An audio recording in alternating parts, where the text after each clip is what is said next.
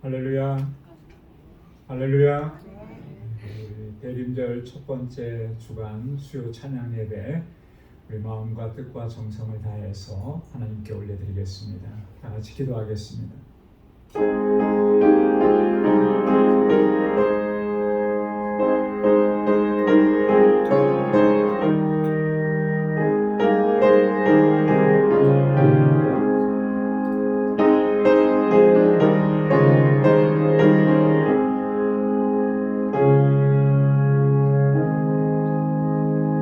여호와께서 자기를 경외하는 자에게 양식을 주시며 그 언약을 영원히 기억하시리로다. 저가 자기 백성에게 열방을 기업으로 주사 그 행사의 능을 저희에게 보이셨도다. 여호와를 경외함이 곧 지혜의 근본이라. 그 계명을 지키는 자는 다 좋은 지각이 있나니 여호와를 찬송함이 영원히 있으리로다. 아멘.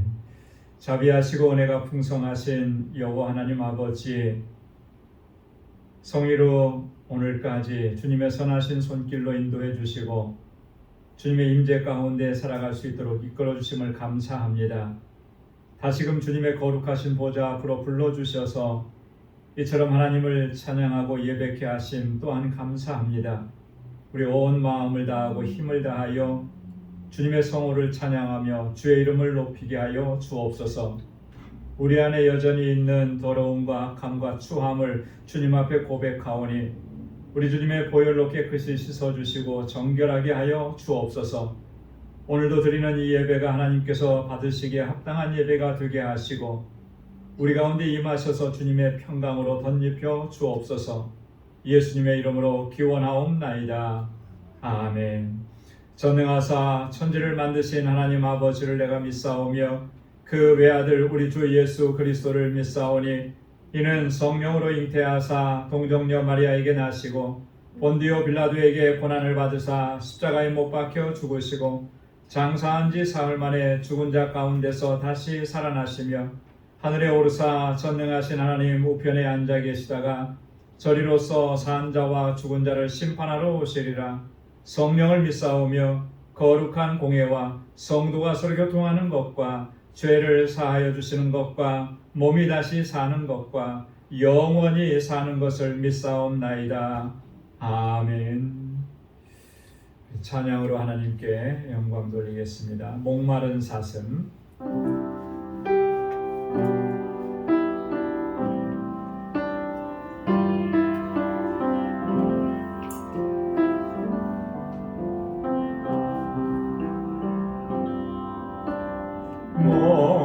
목마른 사슴 쉬는 물을 찾아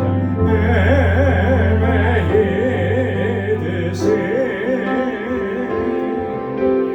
내 영혼 주를 찾기에 갈급하나이다. 목마른 사슴, 목마른 사슴 쉬는 물을 찾아 헤매이듯이 내 영혼 주를 찾기에 갈급하나이다.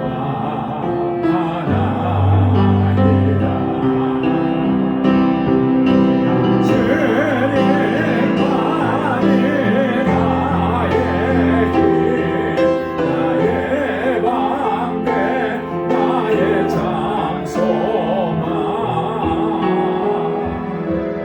나의 몸 정성 다 바쳐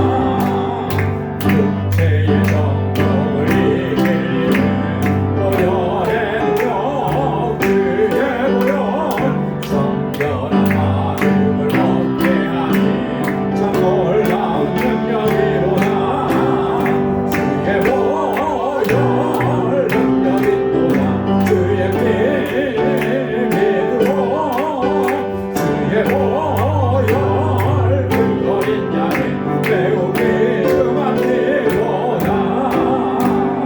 금보다 더 이게 밝히는 것 보여내는 것 주의 보혈 부정한 모든 것 밝히시니 참 놀라운 능력이로다. 주의 보혈 능력이 또다. 주의 피 믿으로 주의 보혈 그 어린 양의 매우 귀중한 피로다. 주의 복음을 전할지로 보혈의 것 주의 보혈 날마다 나에게 찬송주니 참 놀라운 능력이로다. 주의 보혈 능력이 또다. 주의 피 믿으로 주의 보혈 그 어린 양의 매우 귀중한 피로 성전 삼으려 금보다 더 이게 밝히는 것 보여내는 것 주의 보혈 부정한 모든 것 밝히시니 참 놀라운 능력이로다.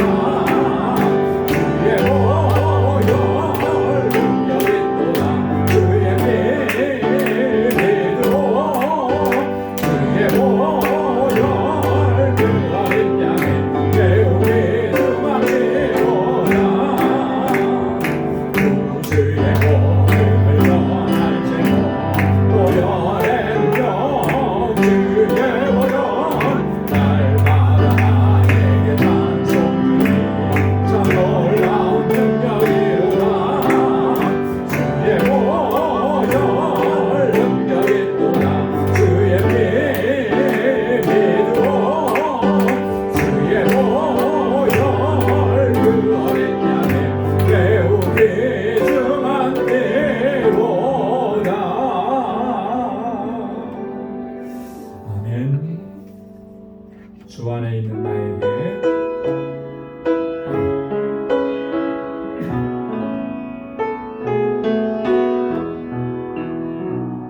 주 안에 있는 나에게 딴 근심이 있으랴.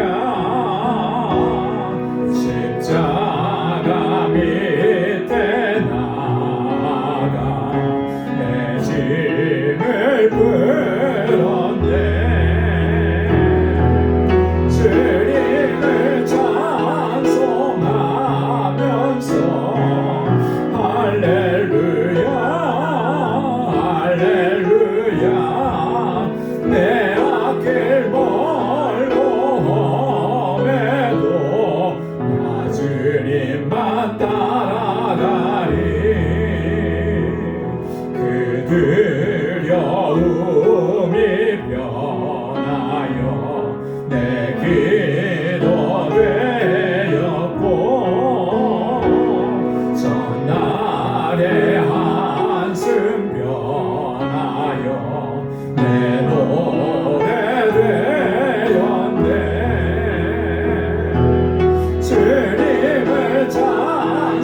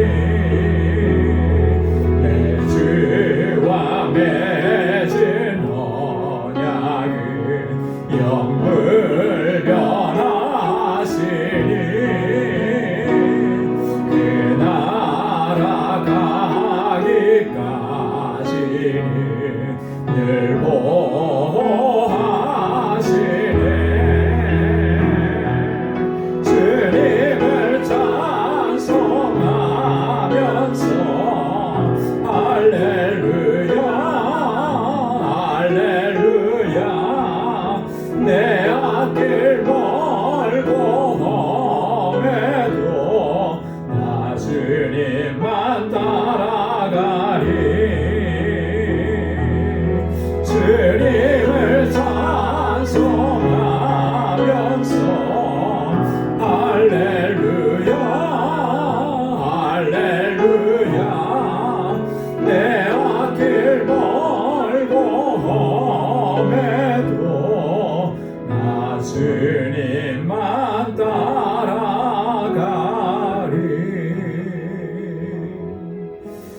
아멘. 우리 이 시간 다 같이 통성으로 함께 기도하겠습니다. 내 앞길 비록 멀고 험하고 고난과 환난이 있을지라도 오직 주님만 따라가겠습니다. 우리의 믿음을 더욱 견고하게 붙잡아 주시고 성령으로 충만케 하여 주옵소서.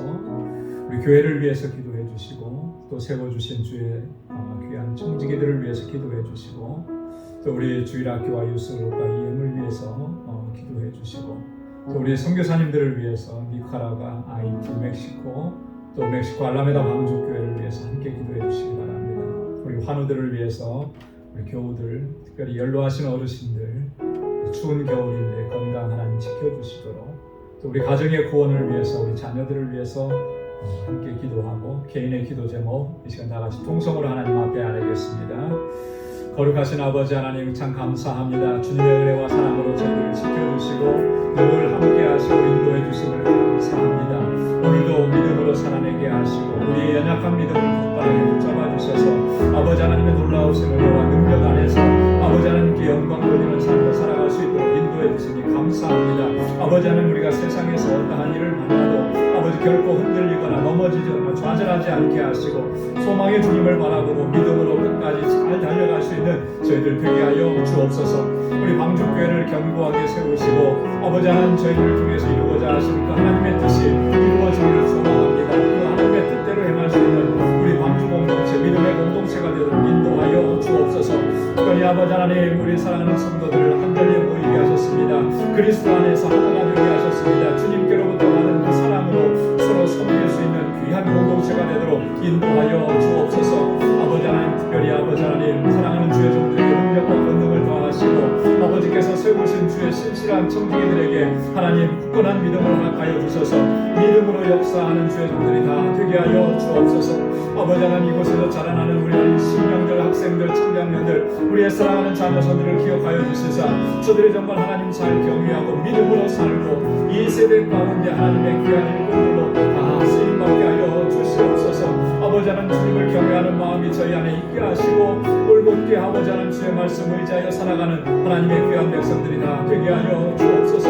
아버지 하나님 세계 곳곳에 복음을 전하는 우리 선교사님들 간절하게 붙잡아 주시고 아버지 하나님 특별히 알라메다 방주교회 주님 세우셔서 능력의 장중에 붙들어 주셔서 하나님 그 지역의 영혼들을 구원하는 구원의 방주로 하나님 견고하게 서가도록 도와주시고 우리 선교사님과 또 우리 아버지 모든 동역자들에게 능력과 권능으로 함께하여 주옵소서.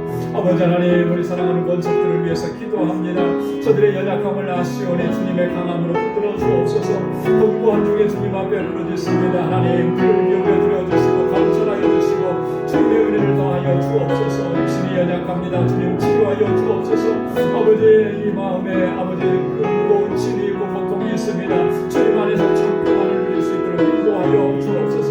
우리 사랑하는 성도들의 가정마다 하나님의 평강을 더하여 주시고 그러한 모든 일들이 아버지 하나님이 형통하게 하시고 믿음의 기업들마다 든든하게 지켜주셔서 주님께 큰 영광 올려드리는 복된 기업들이 다 되게 하여 주시옵소서. 우리 연로하신 어르신들을 강건하게 붙잡아 주시고 하나님 건강을 지켜주시고 주님의 나라 소망하며 믿음으로 끝까지 잘 달려갈 수 있도록 은혜 허락하여 주옵소서. 이 시간도 아버지 주님 앞에 나와서 간절히 간구하는 주의 종들의 기도마다 하나님의 선하시는 것을 허락해 주시고 특별히 아버지 하나님 우리 떠나온 소국을 긍휼히 여겨주시고 불쌍히 여겨주옵소서. 아버지 하나님의 혼란한 전국 가운데 있습니다. 하나님 함께 하여 주시고 아버지 하나님 이러한 때에 하나님 우리 믿음의 사람들이 견고하게 서서 세상을 향하여서 소망을 주고 아버지 하나님 세상을 향하여서 하나님의 평안을 전하는 귀한 아버지 주의 종들이 되게 하여 주시고 위정자들을 붙잡아 주시옵소서. 오 하나님 아버지 이 시간 다시 한번 말씀 앞에 세워주셨사오니 주님의 말씀으로 우리를 새롭게 하여 주시고 새로운 결단과 각오가 있는 복된 시간이 되도록 은혜로 함께하여 주옵소서. 모든 것 감사하옵고 예수님의 이름으로 간절히 기도드리옵나이다. 아멘. 할렐루야. 귀한 응답을 또 허락해 주실 줄로 믿습니다. 오늘 우리가 함께 묵상할 하나님의 말씀입니다. 에베소서 제1장 9절에서 18절까지 말씀입니다. 빌립보서 죄송합니다. 빌립보서 1장 9절에서 18절까지 우리 한 절씩 교독하겠습니다. 내가 기도하노라 너희 사랑을 지식과 모든 총명으로 점점 더 풍성하게 하사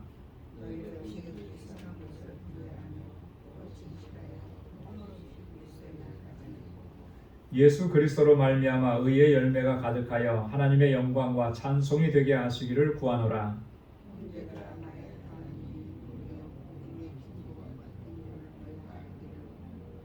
이러므로 나의 매임이 그리스도 안에서 온 시위대 안과 기타 모든 사람에게 나타났으니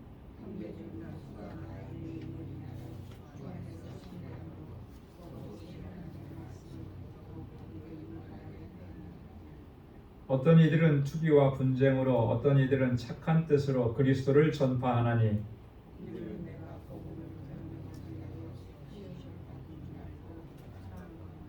저들은 나의 매임에 괴로움을 더하게 할 줄로 생각하여 순전치 못하게 다툼으로 그리스도를 전파하느니라.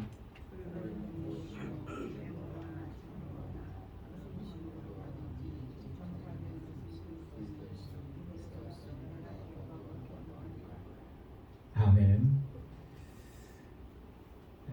우리 지난주에는 우리가 사도 바울이 이 빌립보 교회 성도들로 인해서 감사하는 그런 내용들, 그리고 빌립보 교회 성도들을 바라보면서 바울이 이렇게 가지고 있었던 그런 확신, 이런 것들을 피력하는 것을 이제 우리가 살펴봤습니다. 오늘 함께 봉독한 본문을 통해서는 바울이 빌립보 교회 성도들을 위해서 기도하는 내용이 이제 먼저 나옵니다. 그래서 9절부터 11절까지 어떤 내용을 가지고 빌립보 교회 성도들을 위해서 기도하는가, 크게 보면 이제 네 가지로 이렇게 분류해 볼 수가 있거든요. 그거 하나씩 좀 살펴보면서 우리의 기도의 방향들도 좀 잘 이렇게 맞추어가고 설정해가고 바로 잡아가는 그런 기회가 되면 좋겠고요. 그 다음에 두 번째로 얘기하는 것은 지금 바울이 옥에 갇혔습니다. 그죠? 투옥되어 있는 상황이에요. 사실 감옥에 갇혔다라고 하는 것은 굉장히 좀 부정적인 모습이잖아요. 그죠? 모든 것이 다 막히고 중단되고 스톱된 그런 상태. 그런 데서 오는 그런 어떤 낙심, 절망, 이런 게 있을 수가 있는데 바울은 바라보는 관점이 다릅니다. 그래서 내가 이렇게 로마의 감옥에 투옥이 된 것이 진정 어떤 의미가 있는 것이냐, 그것을 밝혀주는 거예요. 그래서 빌립보 교회 성도들이 염려하고 걱정하고 있는 그런 걱정을 또 위로해 주기도 하고, 그 가운데 있는 하나님의 선하신 섭리와 뜻을 좀 우리가 바로 봅시다 라고 하는 그런 권고가 있습니다. 그리고 마지막 15절부터 18절까지는 복음이 전해지는 형태를 좀 설명을 합니다. 대조적으로. 그래서 어떤 분은 착한 뜻으로, 선한 뜻으로 복음을 증거해서 열매를 맺는데, 또 한편에서는 좀 부정적인 모습들도 보이더라고요. 투기와 시기로. 이 투기와 시기 이런 거는 누구에 대한 거냐면 바울에 대한 거거든요. 그렇게 그리스도를 전한다. 그런데 바울이 그것을 바라보는 입장인 거예요. 어떤 모습으로 하든지 간에 나를 시기하고 질투하고 투기해서 그렇게 하든지 간에 그거 나는 개의치 않는다. 전해지는 거는 예수 그리스도니 그리스도께서 전해지는 것, 그거 하나만으로 나는 기뻐한다. 그렇게 고백하는 거예요. 그래서 이 바울의 그 위대함이 한 번 더 이렇게 여기서 드러나게 되는 거죠. 우리는 보통 그러잖아요. 좀 누군가가 내가 하는 말이나 이런 거에 조금 반대의 의사 표시를 하면, 특히 한국 분들은 우리 민족 정서는 그래요. 그러면 나를 대적하는 것으로 먼저 받아들이는 경향이 많습니다. 그래서 의견을 반대로 내면 그 사람은 나의 그때부터는 뭐가 되는 거예요? 적이 되는 거예요. 원수가 되는 거예요. 말도 안 하려고 그러는 거예요. 이게 굉장히 참 위험한 거잖아요. 우리가 신앙생활 하면서도 그런 것 같아요. 교회 안에서도 보면은 또 뭐 노회나 총회 이런 데도 보면 사람들이 생각이 다 다르니까 의견이 다 다를 수 있잖아요. A는 이렇게 얘기하고 B는 이렇게 얘기하는데 나하고 생각이 다르다고, 그 다음부터는 내가 하는 일에 반대했다고, 아예 그냥 얼굴도 안 쳐다보고 그러면, 그래서 갈등이 생기는 거거든요. 이렇게 할 수도 있고 저렇게 할 수도 있는 거예요, 다. 그죠? 본질적인 것에서 어긋나지 않다면은 이렇게 해도 되고 저렇게 해도 되는 거죠. 그래서 그거를 우리가 폭넓게 바라보고 받아들일 수 있는 마음의 자세가 정말 중요한 거죠. 그러니까 바울은 그런 고백을 한 거죠. 그리스도가 전해지면 그거로 된 거다. 어떤 방식이든지 그거 나는 개의치 않는다. 내가 욕을 먹어도, 그죠? 나를 아무리 공격해 와도 그거 아니다. 어쨌든 그리스도가 전해지니 그게 기쁜 일이 아니겠느냐, 이렇게 고백하는 거예요. 자, 그러면 우리 9절부터 한번 같이 보도록 하겠습니다. 첫 번째 기도 제목인데요. 내가 기도하노라 너희 사랑을 지식과 모든 총명으로 점점 더 풍성하게 하여. 이 빌립보 교회 성도들의 바울에 대한 사랑은 참 끔찍했잖아요. 그죠? 마게도냐에 있는 다른 교회들이 바울의 형편을 다 살피지 못할 때에도 유일하게 바울의 형편을 살폈던 사람들이 바로 빌립보 교회 성도들이거든요. 바울은 그 사랑 때문에 사실 더 힘을 얻게 되었던 것이죠. 자, 그런데 그 사랑 위에 지식과 총명으로 덧입혀지기를 원한다. 그 열정적인 사랑, 지금까지 보여줬던 그 모습 위에 지식과 총명이 겸비되어서 그 사랑이 더 풍성해지기를 원한다. 그렇게 기도하는 거예요. 이 지식이라고 하는 것은 뭐 세상적인 학문이나 이런 걸 공부 많이 해갖고 얻게 되는 그런 지식을 얘기하는 게 아니고요. 바울이 그의 편지에서 지식이라는 걸 얘기했을 때는 뭘 얘기하는 거냐면 하나님을 아는 지식을 얘기하는 겁니다. 하나님을 아는 지식. 세상에서 학문을 많이 연구해서 뭐 지식을 많이 쌓는 그런 게 아니고, 우리 그리스도인들이잖아요. 그죠? 하나님 섬기는 사람들이잖아요. 그러면 어떤 지식이 더 풍성해져야 되겠습니까? 하나님을 아는 지식이 풍성해져야 되는 거예요. 근데 그 지식이라고 하는 것은 어떤 공부를 많이 해서 배워서 아는 지식이라는 게 아니고 체험적인 거예요. 경험적인 거예요.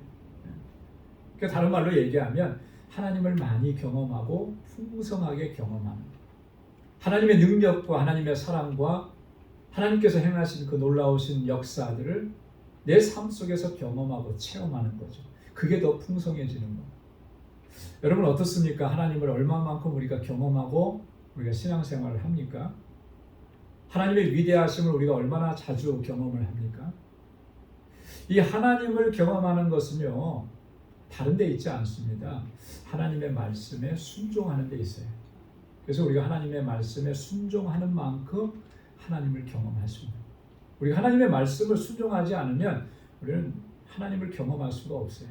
하나님을 체험할 수가 없고 하나님에 대한 지식은 쌓일 수가 없습니다. 물론 성경 공부 많이 했으니까 하나님은 이런 분이시야 이거 알게 되겠죠. 그거는 참 지식이 아닌 거예요.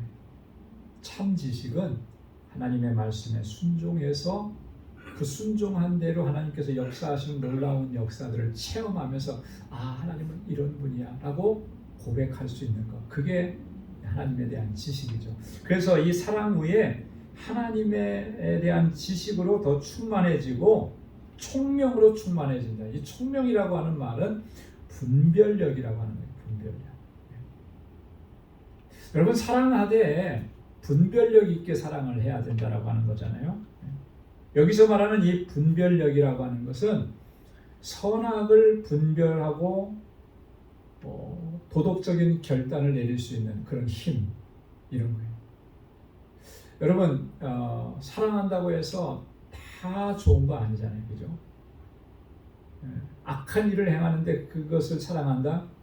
그건 악한 결과를 얻게 되는 거잖아요.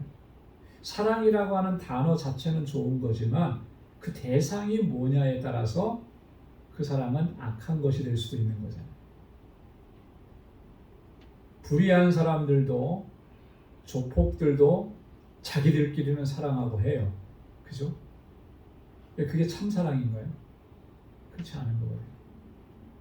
이게 정말 진실한 사랑이고 바른 사랑이고 참 사랑인지를 분별할 수 있는 분별력이 우리에게 있어야 되는 거예요. 자식이라고 해서 부모가 자식을 정말 사랑하죠. 그런데 그 자식이 정말 바른 길로 가도록 그렇게 사랑을 해야 되잖아요. 다 옳다 해줄 수는 없는 거잖아요. 다 옳다고 다 좋다고 다 잘한다고 이렇게 해주는 게 사랑은 아닌 거거든요. 그래서 사랑은 때때로 격려하고 따뜻하게 품어주는 것도 사랑이지만 때때로 사랑은 매로도 나타날 수 있는 거예요.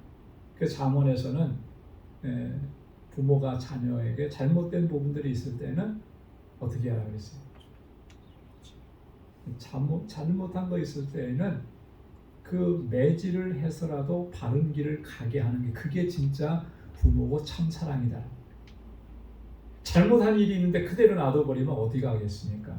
결국 그 아이가 잘못된 길에 서고 그 인생을 망치게 되는 거잖아요. 그걸 잘한다고 박수 쳐주고 이게 사랑은 아닌 거거든요.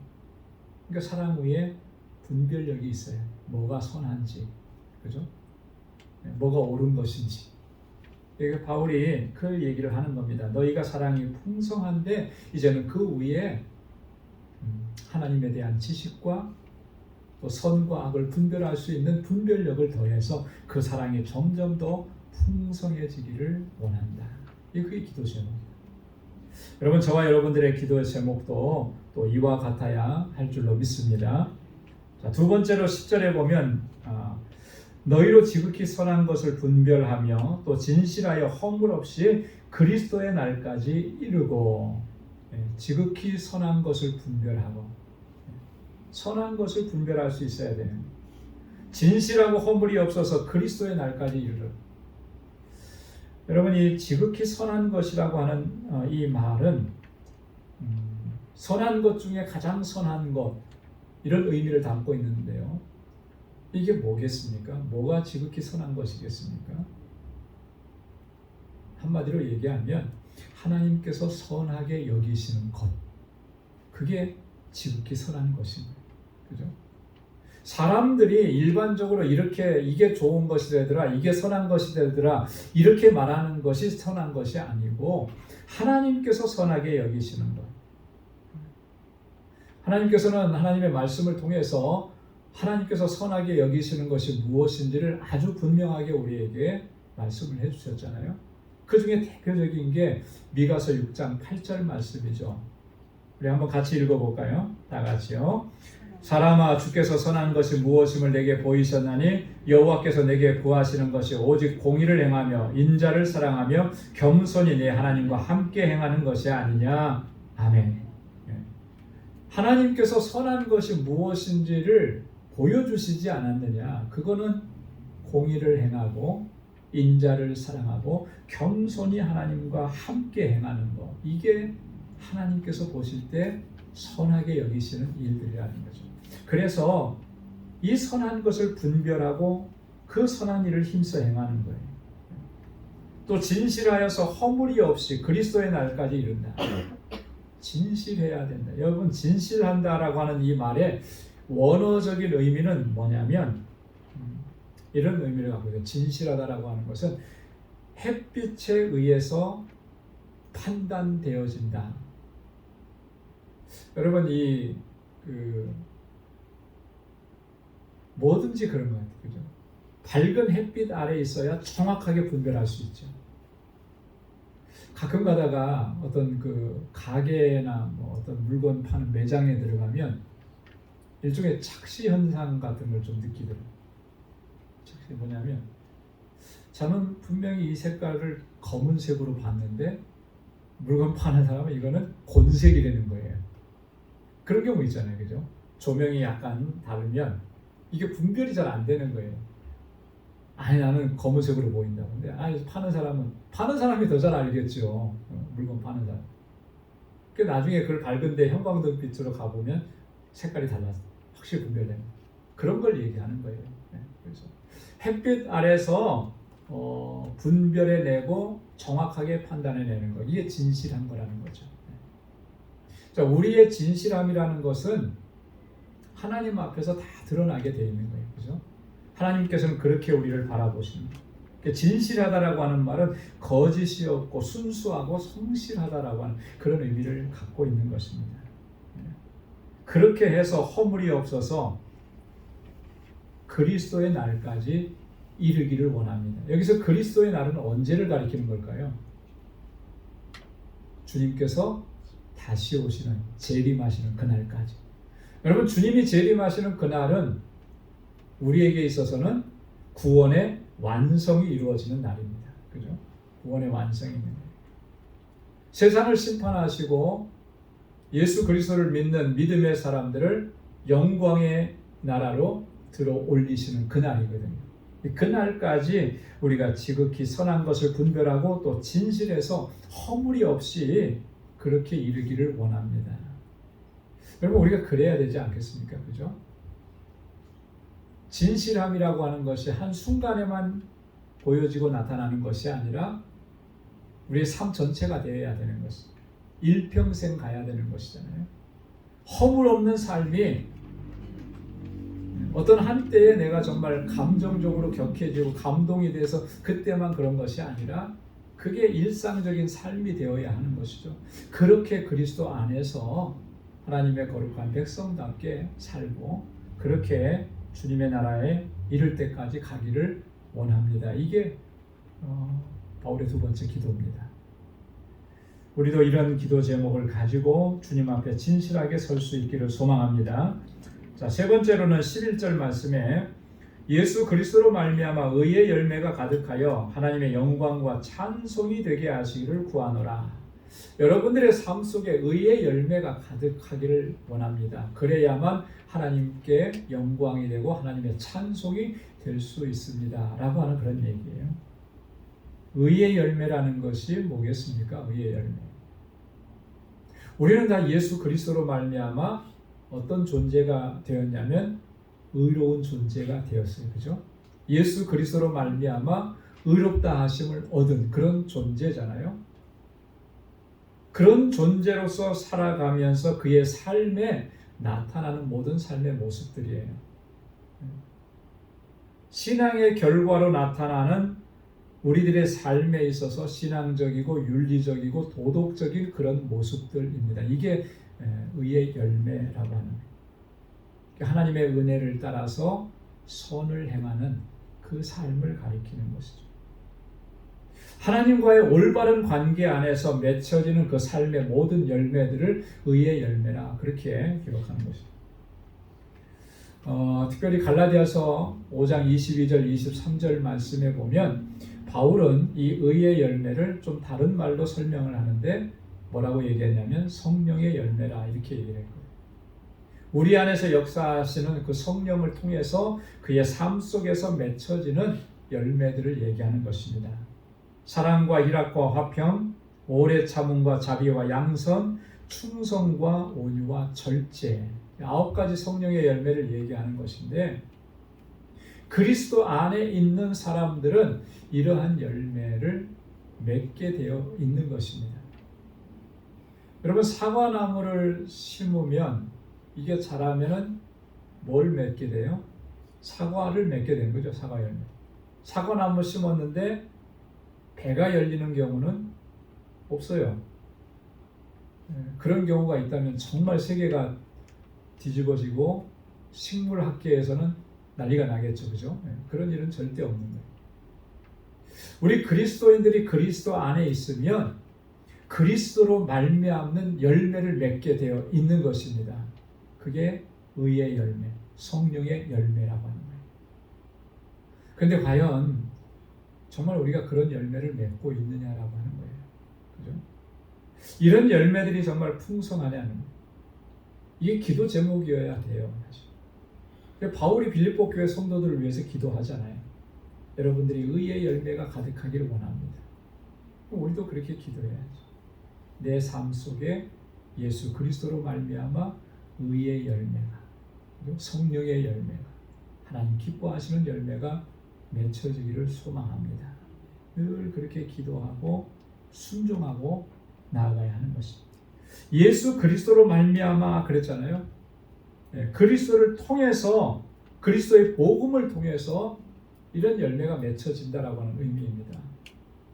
여러분, 복음이 들어가면 사람은 바뀌게 되어 있습니다. 변화가 일어나게 되어 있어요. 복음, 그게 복음의 능력이에요. 복음이 들어왔는데 예수 믿는다고 우리가 고백하고 그 믿음으로 살아간다고 하는데 그 삶이 변화되지 않는다? 그게 뭔가 something wrong이죠. 뭔가 잘못된 거죠. 뭔가 문제가 생긴 거잖아요. 왜요? 예수 그리스도는, 복음은 사람을 변화시키는데, 그렇잖아요. 그리스도의 복음이 들어가서 극적으로 변화된 사람들이 우리 기독교 역사에서 수없이 많이 있습니다. 그 중에 가장 대표적인 사람이 누구냐면 우리가 너무너무나 잘 알고 지금도 그가 쓴 편지를 지금 우리가 공부하고 있잖아요. 누구예요? 사도 바울이잖아요. 사도 바울. 복음이 들어가니까. 그죠? 전에는 회방자였고, 전에는 포획자였고, 전에는 핍박자였는데 지금은 뭐가 된 거예요? 복음을 증거하고 예수를 증거하고 주님의 사랑을 전하는, 완전히 180도 바뀌잖아요. 이게 복음의 능력인 거예요. 그 능력이 우리 안에서 역사해서 우리의 삶도 주님께로 향하는 삶, 의의 열매가 가득한 삶이 될 수 있기를 주님의 이름으로 축원합니다.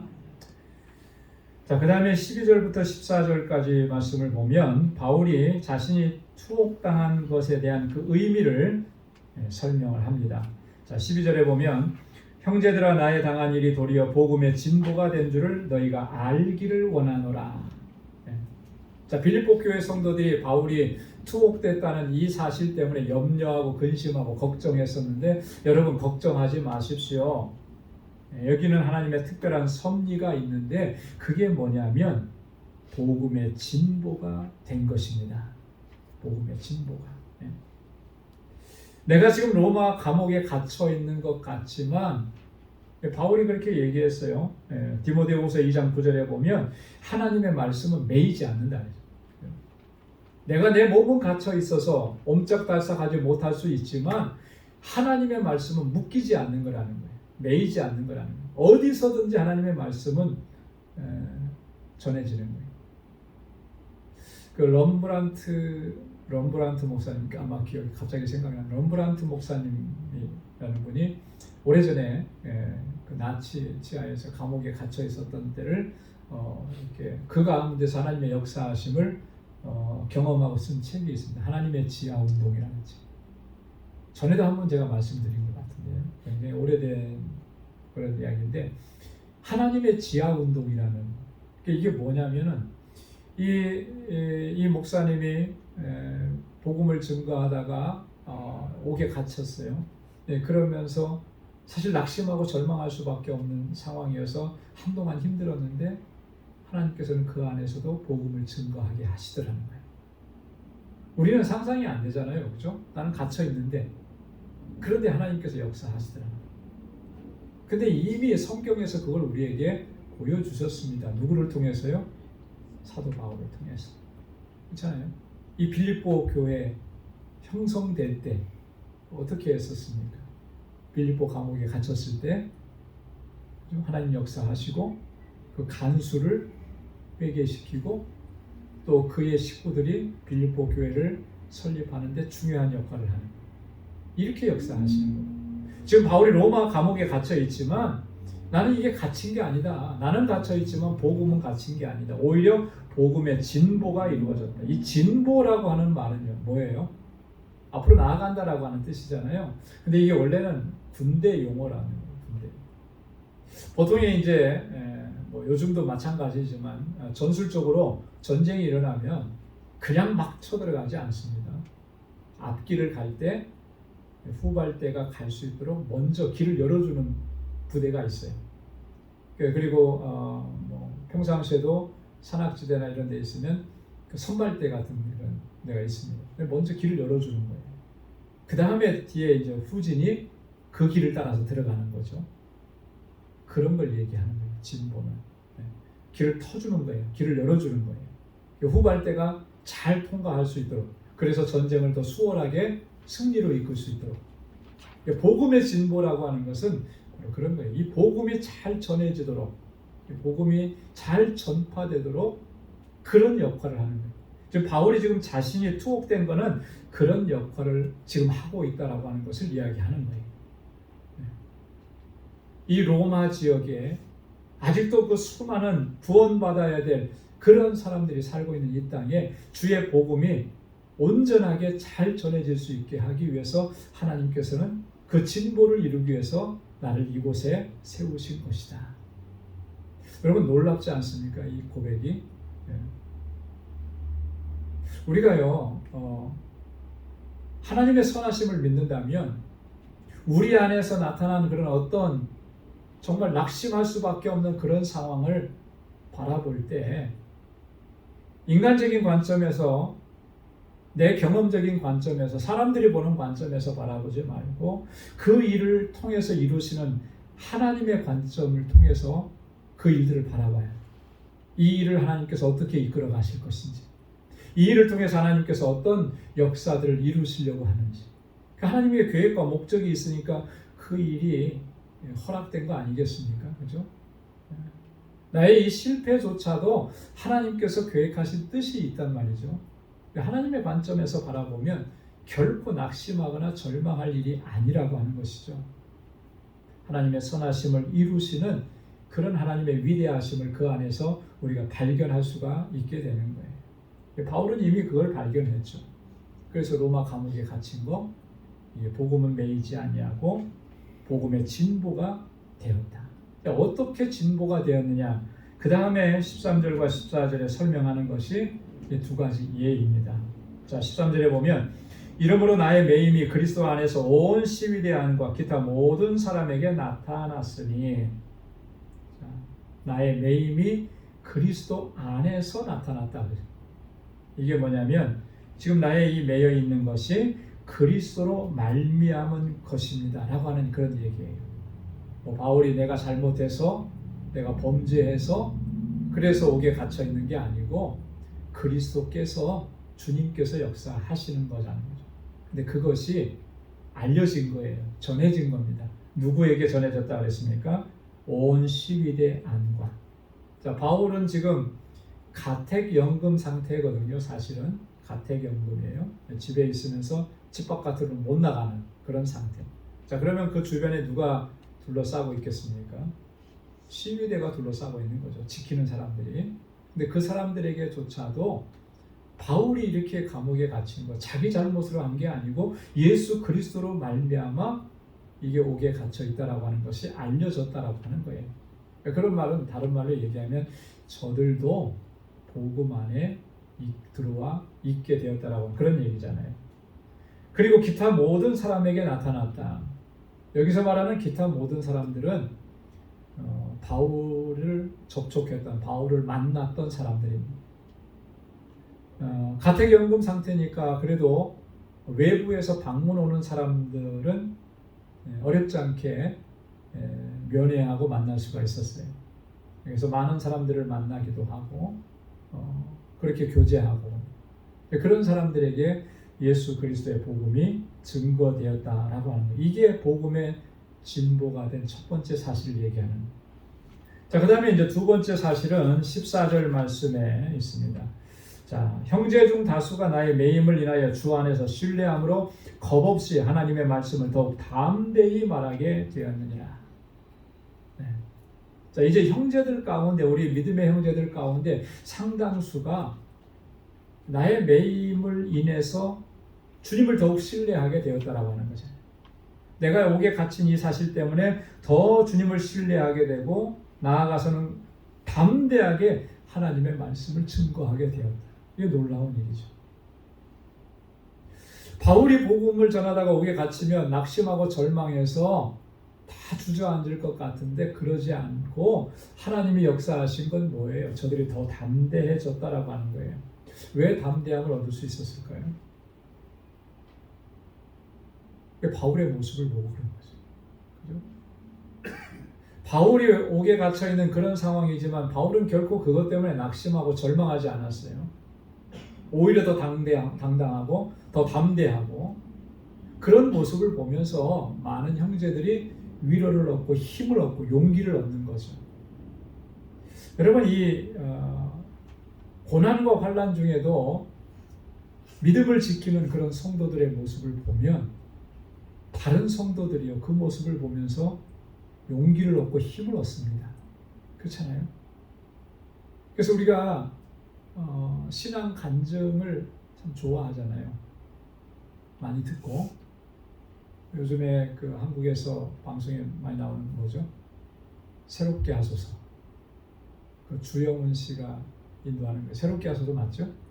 거기 보면은 간증을 들으면 참 너무너무 참 힘들고 어려운 상황이었구나. 어떻게 저런 일을 겪을 수가 있을까? 이런 경우들 참 많거든요. 근데 그 가운데서 하나님의 도우심과 하나님의 은혜를 경험했던 사람들이 간증하는 거예요. 그 얘기를 들으면 정말 힘이 돼요. 위로도 되고 용기를 얻게 되고 믿음으로 산다는 게 뭐라고 하는 거 다시 느끼게 되는 거죠. 바울이 옥에 갇혀서 좌절하고 낙심하지 않고 여러분 보십시오. 우리가 부모님들이 가정 안에서 어떤 일들로 인해서 어려움을 겪을 때 힘들다 어렵다 왜 내 인생을 이럴까 이러면 자녀들이 뭐 보겠습니까? 그 영향이 그대로 가는 거거든요. 그런데 힘들고 어려워도 뭐 아이들이 조금만 크면 힘들고 어려워 다 알잖아요. 그럼에도 믿음으로 이겨내려고 애쓰는 부모님의 모습을 보면 자녀들은 더 이게 진짜 믿음이구나. 하나님 섬기는 일이라는 게 이런 거구나. 그렇게 보면서 배우는 거거든요. 그렇게 믿음이 성장해 가는 겁니다. 이게 굉장히 중요한 거예요. 바울은 지금 그 얘기하는 겁니다. 나의 이 매임은 오히려 성도들에게 더 용기를 줬고 담대하게 하나님의 말씀을 증거하게끔 했다라고 하는 것이죠. 그러니까 복음의 진보가 이루어진 것 맞다라고 하는 거죠. 그래서 바울은 이 옥에 갇힌 이 상황이 하나님의 놀라우신 섭리 가운데 있는 일이다. 이 얘기를 지금 했습니다. 자, 그 다음에 이제 15절부터 18절까지는 이 복음이 전파되는 이런 형태들을 보면서 아까도 처음에 말씀드렸던 것처럼 어떤 뜻으로 어떤 모습으로 하든지 궁극적으로는 증거되어지는 분이 예수 그리스도니 나는 그것으로 기뻐한다 라고 하는 이런 바울의 고백입니다. 15절에 보면 어떤 이들은 투기와 분쟁으로 어떤 이들은 착한 뜻으로 그리스도를 전파하니 투기와 분쟁으로 전파한다. 어떤 이들은 이 사람들이 어떤 사람이었을까?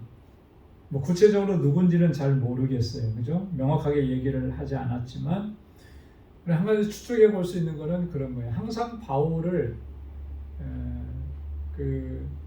그리스도인 공동체 안에서도 바울을 참 어렵게 했던 사람들이 있습니다.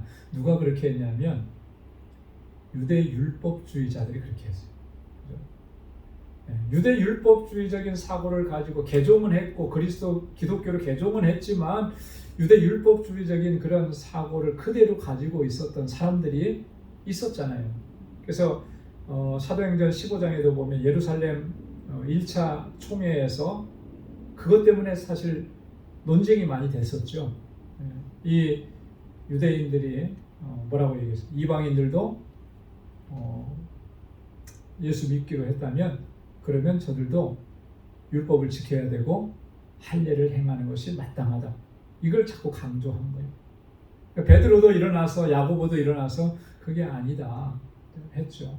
그래서 결국에는 1차 총회에서는 율법을 지키고 할례를 받고 이거 시행하는 것이 아니고 네 가지 악한 것들을 금하라고만 그렇게 우리가 권고하자 그렇게 결론이 내려졌잖아요.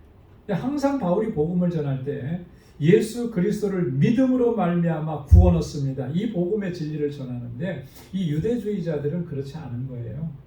거기에 뭘 얘기했어요? 플러스 알파 할례도 받아야 되고.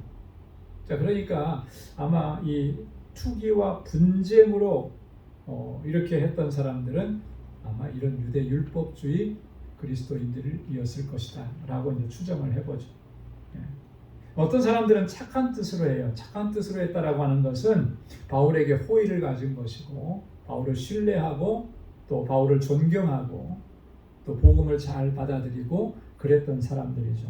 이렇게 다양하게 그리스도를 전파하더라는 거죠. 자, 16절에 보면 이들은 내가 복음을 변명하기 위하여 세우심을 받은 줄을 알고 사랑으로 하나. 이들이라고 하는 여기 16절의 이들은 15절에서 착한 뜻으로 그리스도를 전파하는 그런 사람들 얘기죠.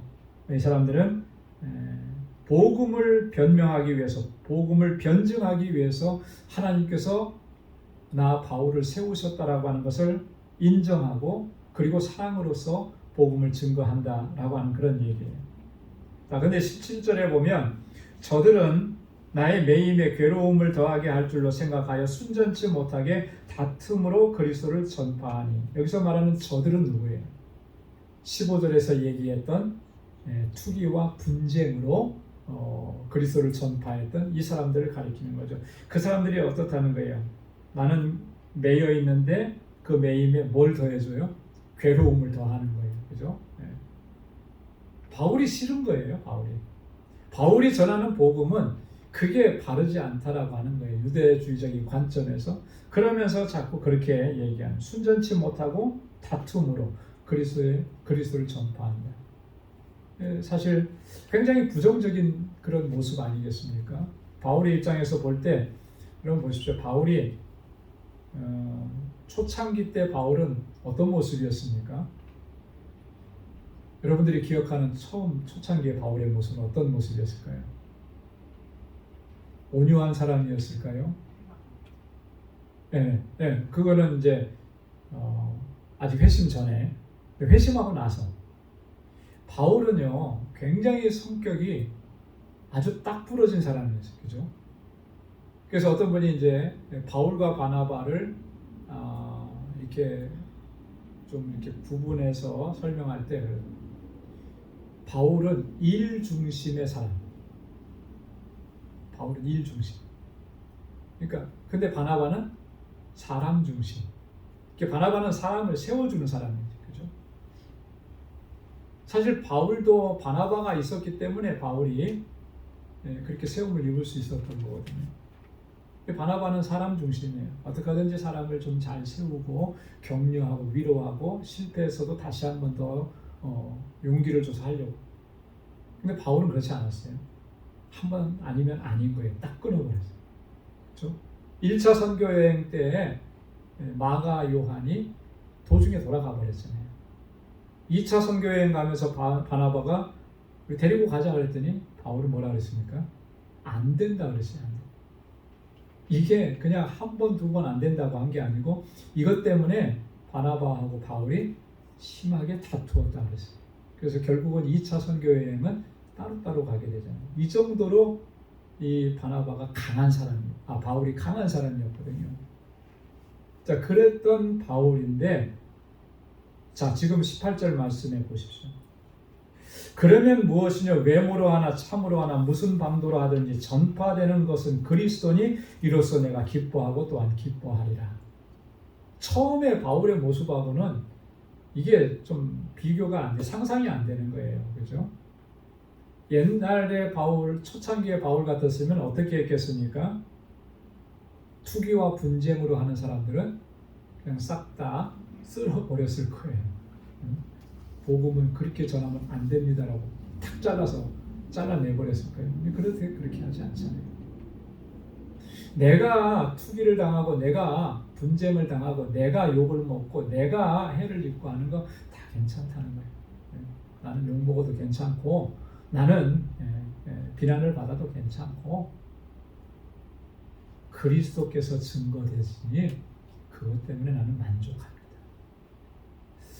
이 바울이 마지막 노년에는 이만큼 마음이 넓어지는 거예요.